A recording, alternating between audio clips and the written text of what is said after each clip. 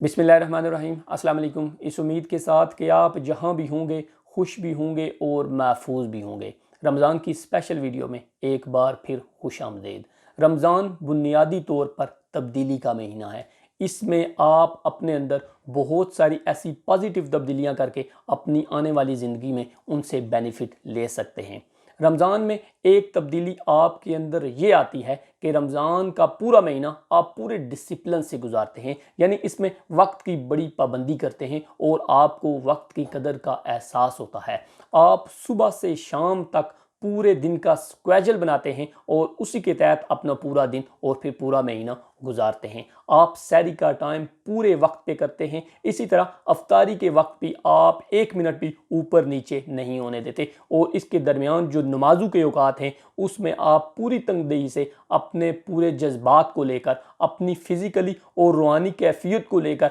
मस्जिद में जाते हैं और पूरे डिसिप्लिन के साथ वक्त पे नमाजें अदा करते हैं। सो बुनियादी तौर पर रमज़ान आपको वक्त की पाबंदी सिखाता है और अगर ये वक्त की पाबंदी आप रमज़ान के बाद इस आदत को अपने साथ लेकर चलते हैं तो आने वाली ज़िंदगी में इस महीने की बरकत से और इस आदत की बरकत से अपनी ज़िंदगी में बहुत ज़्यादा ऐसी आदत को नाफिज कर सकते हैं और फिर उनसे बेनिफिट भी ले सकते हैं। इसी तरह रमज़ान इस महीने का नाम है कि आप इसमें बुरी आदतों को छोड़ते हैं और बहुत ज़्यादा खुशनुमा आदतों को अपनाते हैं। आपने अपने इर्द गिर्द बहुत सारे ऐसे लोग देखे होंगे, आपकी फैमिली और रिश्तेदारों और दोस्तों में बहुत एक तवील लिस्ट होगी जिन्होंने इस महीने में सिगरेट नोशी जैसी एक बुरी आदत को छोड़ा होगा। जी हाँ, ये एक ऐसी आदत है जो आम दिनों में या आम महीनों में उसको छोड़ना बहुत मुश्किल काम है, लेकिन रमज़ान आपके अंदर एक विल पावर पैदा करता है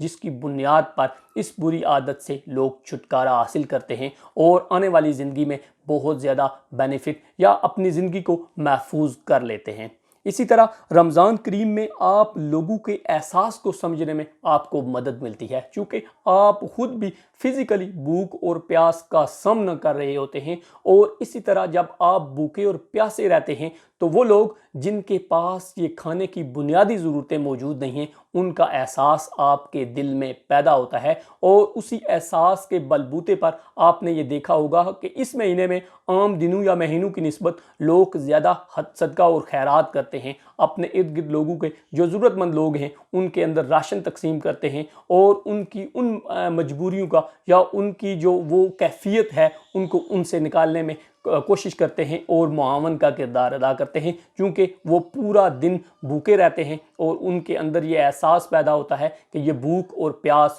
बुरी चीज़ है और इसी तरह वो इस भूख और प्यास को मिटाने के लिए लोगों की मदद भी करते हैं, उनका एहसास करते हैं। इसी तरह बहुत सारी ऐसी चीज़ें हैं, अगर आप इस महीने में इन बुरी आदत को छोड़कर इन अच्छी आदतों को अपना लें और पूरा साल इनको साथ लेकर चलें तो रमज़ान आपकी ज़िंदगी में एक ज़बरदस्त किस्म की तब्दीली ला सकता है और इसके इतने बड़े और दूरअस फ़ायदे हैं कि आपकी आने वाली ज़िंदगी में एक आपको महसूस होगा कि रमज़ान में आपने जो रोज़े रखे हैं, आपने जो नमाज़ें पढ़ी हैं वो मकबूल हो चुकी हैं और उन्हीं की बरकत की निस्बत से और उन्हीं की वजह से आपकी ज़िंदगी में बहुत सारी अगर मस्बत तब्दीलियाँ आई हैं